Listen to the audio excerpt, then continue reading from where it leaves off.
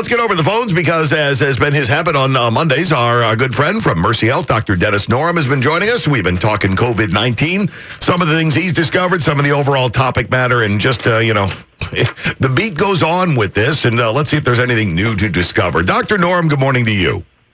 Good morning to you guys. How are you feeling this morning? Oh, pretty well. I chased my wife around a couple miles with the new knee, and it's coming along. Outstanding. So you're getting some road miles now. Yes. What does she walk like 100 feet in front of you, just taunting you to catch up? She complains incessantly that I'm just walking too slow, but I'm getting to the point now where I'm going to beat her. Nice. Guys got to have goals.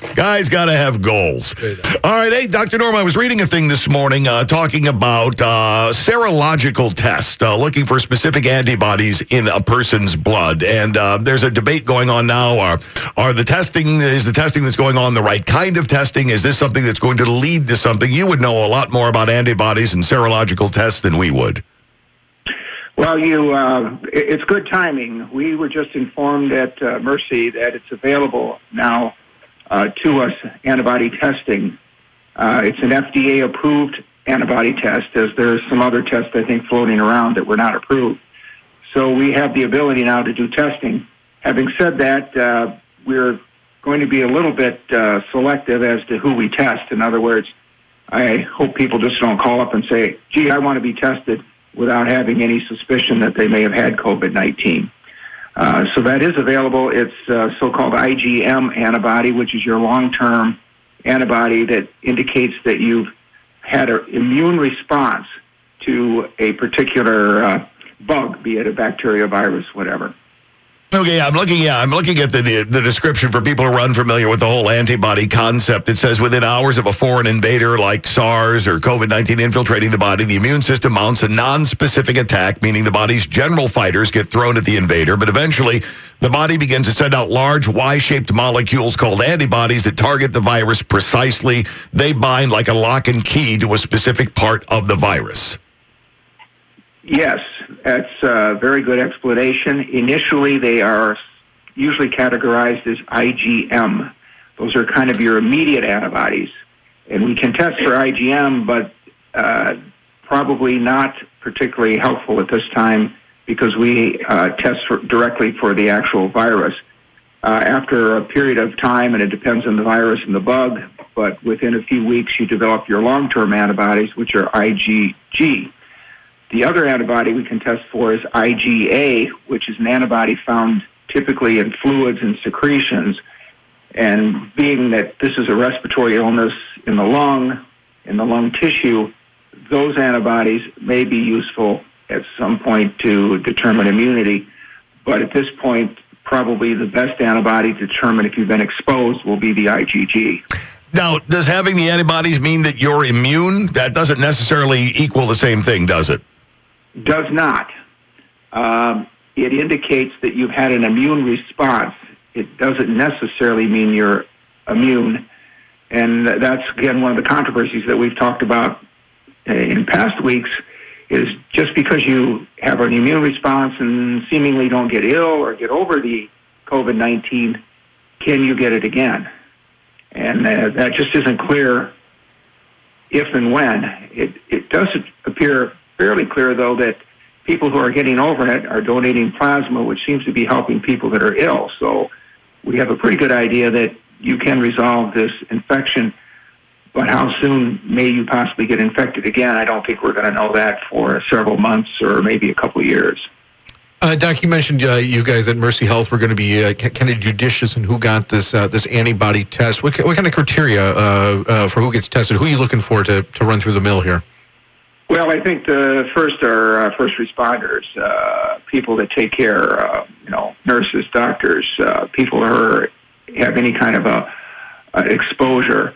And then secondly, I think we're looking for people who have a history of what sounds like a COVID-19 infection. All the symptoms we've talked about, the high fever, the bad cough, loss of smell, some complication, which we're now seeing complications such as strokes, heart attacks associated with COVID-19. So I think we're going to be testing patients that have some suspicion of having had the illness. So patients with suspicion might even be put ahead of the list from patients who've been tested positive. Right. Once you've tested positive, there probably isn't a need to do this testing because you're going to obviously follow them along and see what the results of their disease is, and hopefully they will recover. At that point, there's probably no reason to test them for immune response unless some further guidelines come down from the FDA. Now, we're encouraging people who have had the disease, who've tested positive, who've resolved, to consider donating their plasma. But that's a whole different testing protocol. And that, I think, has to be done through the blood center. So this test is not something that people can call up and say, well, I'd like to be tested so I could donate my plasma. Again, you'd have to have a suspicion that they had the disease, and for the people that donate plasma, they have to have been tested positive for the COVID-19. Okay. So if somebody goes in, they get tested, and it's positive that they have the antibodies or whatever, what's the next step for these people? I mean, other than knowing that they had it, can they relax some of their protocol? Do they still need to be worried about being carriers of some sort? That's a good point. One of the criteria here is that they cannot relax their PPE protocol. Make that very clear. This is not a test that we can say, okay, now you don't have to wear your mask and wash your hands because you're immune. Again, we're back to that concern that you can excrete the virus. They found in some patients up to 6 weeks after their illness, so they could indeed have these IgG antibodies and still be excreting virus. Having said that, though, there's a thought that you're not nearly as infective or contagious, if you've developed a good immune response, that there may be residual virus being excreted. But again, a lot we don't know, and we're learning as we go along. Yeah, because we've never been here before, and the push to learn as much as we can, develop something to fight it as quickly as we can. Yeah, this is all untrodden ground. Now, I read this morning, Italy has reported their lowest toll since the first day of coronavirus lockdown. And last total day of lockdown was Sunday, partial easing of some of the measures after a 2-month shutdown. But people are very, very concerned about that in Italy. Right. Well, it's I think analogous to what's happened in New York City, where we've had the highest incidence, the highest death rate, and they're seeing themselves on the other side of the curve with deaths dropping significantly. But we don't really want to have the whole country have to go through that kind of illness rate and death rate to get us to the other side of the curve. Some numbers came out. Conversely, Italy may be doing better. Winnebago County, not necessarily. I believe on Friday we reported a record high of daily infections, and the county received an F for a mobility grade. Do you see this getting worse around here before it gets better? I'm not sure. We are kind of a less dense area, and our numbers have kind of just been percolating along here. We certainly are a little bit behind, again, the more populated areas. It possibly will get a little worse, but you got to remember we're doing a lot more testing. So as the testing becomes more widespread, our numbers are going to go up simply based on the testing.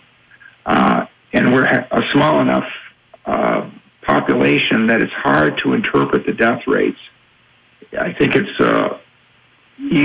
better to look at kind of what's happening across the state, which I think they're stabilizing a little bit in terms of our death rates, if I read the numbers correctly here. So I think we're plateauing, but we're going to see pockets. Again, the nursing homes, I think in Boone County, for instance, they had several deaths at one nursing home, which really kind of skews your statistics. Yeah, and you look at the lockdown that has happened at long-term care facilities. We've got a family member who is in one now, and it's as serious a lockdown as if this was a penitentiary. I mean, you're just not getting in, and nobody's getting out. I don't see anybody in a hurry to ease those restrictions. Absolutely not, and I think we're going to have those kinds of restrictions right on through the rest of the year, regardless of how well we loosen things up for the general public, because as you can see how quickly it spreads within an institutional setting. So it's going to be kind of the new normal, I think, for that population. You talk about testing a lot, and that's very important. We've had a number of the drive-through pop-up testing sites come through the area here. Reports are that they have more than enough tests. They would like more people to come in. Why do you think that we're not exhausting all the tests we have in the area? Are people just not going out to do it? It just kind of sheltering in place and dealing with it on their own, or do we just not have that many cases around here right now? I think it's a little of both. I think some people are really going to the extent of just staying home, not to do anything, feeling if they're not ill, they're not going to want to come out and be tested. But I think we've finally caught up maybe in this community because, again, our incidence rate isn't very high. And we have, I think, good medical center and healthcare treatment that the healthcare facilities have made it available. So I think we're in pretty good shape in terms of our ability to do testing for the virus. Would you encourage more people to go out and get tested? I would think so, yes. Okay. Now that we have more availability, I think absolutely. People who maybe have a little more of a minor symptom, sore throat, slight cough, maybe just a hint of a fever, go get tested. And we're still about a 2 to 5 day return on those tests. It's pretty consistent, 2 to 3. Oh, 2 to 3. 2 to 3, and if a person is at the hospital and has to be evaluated there, I think they're getting 24-hour turnaround time now. Outstanding. So it's improved significantly. Well, Dr. Norem, we've hit you up with a bunch of things, and I know that you've studied this quite heavily independently and all that. Is there something that people need to know about that obviously we have not asked or gotten into this morning that you've discovered? Well, a couple of things I'd like to kind of circle back. We talked a few weeks ago about are we underreporting or overreporting? And I think some interesting statistics have come out on something called excess mortality. The CDC and other government agencies follow the death rate across the country, and they compare it over the past 3 to 4 years. And they found that the most recent time frame, which is about 4 weeks from March to the middle of April, we had a 50% increase in excess mortality. So more people died than you would have expected for a normal time frame. Well, everybody would say, well, gee, that's probably COVID. But it's not explained by COVID. There's at least 9,000 more deaths than you could explain by COVID-19. So what's happening is that undiagnosed COVID-19 deaths, which is certainly part of it, but it could be that people just aren't seeking health care. We may be seeing cardiac deaths, people who normally would have gone to the ER, would have called their doctor, who have just decided, I don't want to go anywhere, I'm staying home.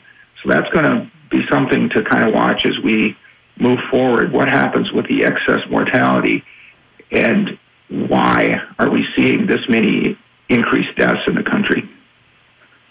Yeah, that's a great question. Yeah, those numbers certainly do not add up. And the idea that, I don't want to get out in the middle of all this. I'll just ride this out here at home rather than get in the car like I normally would have does make sense. So I think some of those will get reported down the road as people are, as the CDC puts together the final death certificates. But I suspect we'll find that there's just people not seeking health care otherwise that probably should have. Have you noticed a decrease in visits to the office for just run of the mill? Well, absolutely. People call in and we screen them, and they if we think they have any suggestion or symptom to suggest COVID-19, we ask them to go through the drive-through testing. But beyond that, we clearly aren't seeing many calls, and the people I'm seeing are significantly less than usual because we're not doing the routine things. We're not doing the routine physicals, which is another big concern. Is people are not getting routine care, which means kids are not getting their routine immunizations. There's a big concern that people will not get their flu shots this fall. So that's another plug I would put in there is, when possible, make sure the people out there get your shots, especially flu shots, because we're very concerned if you don't get your flu shots, we're going to have both flu and COVID this fall. Oh, yeah. What a mess. What a mess. Yeah, get those shots. Make your arrangements to do that. Dr. Norem, as always, we appreciate the constant presence during this entire crisis, and if you're up for it, we'll look forward to talking to you again next Monday. Absolutely, guys. Thanks. We'll see you then.